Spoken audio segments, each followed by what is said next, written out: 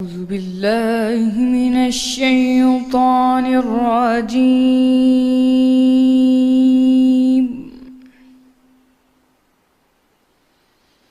بسم الله الرحمن الرحيم.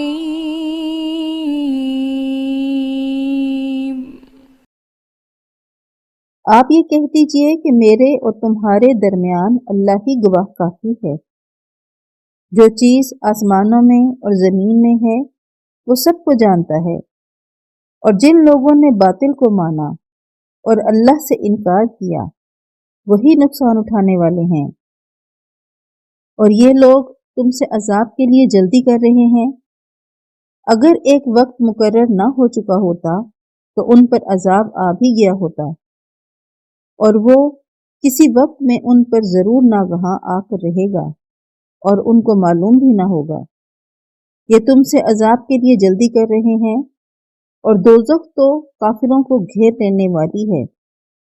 جس دن عذاب ان کو ان کے اوپر سے اور نیچے سے ڈھانک لے گا، اور اللہ فرمائے گا کہ جو کام تم کیا کرتے تھے اب ان کا مزہ چکھو۔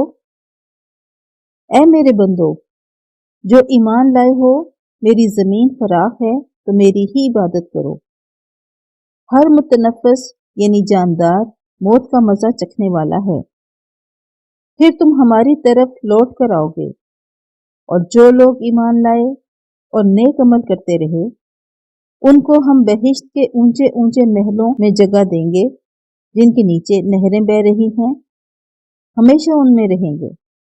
نیک عمل کرنے والوں کا یہ خوب بدلہ ہے، جو صبر کرتے اور اپنے پروردگار پر بھروسہ رکھتے ہیں۔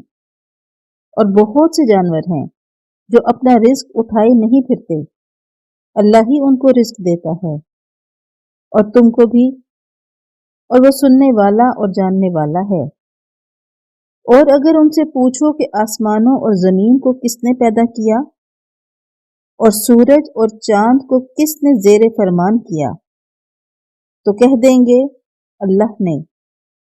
تو پھر یہ کہاں الٹے جا رہے ہیں؟ اللہ ہی اپنے بندوں میں سے جس کے لیے چاہتا ہے روزی فراخ کر دیتا ہے، اور جس کے لیے چاہتا ہے تنگ کر دیتا ہے۔ بے شک اللہ ہر چیز سے واقف ہے۔ اور اگر تم ان سے پوچھو کہ آسمان سے پانی کس نے برسایا، پھر اس سے زمین کو اس کے مرنے کے بعد کس نے زندہ کیا، تو کہہ دیں گے کہ اللہ نے۔ آپ کہیے کہ اللہ کا شکر ہے، لیکن ان میں اکثر نہیں سمجھتے۔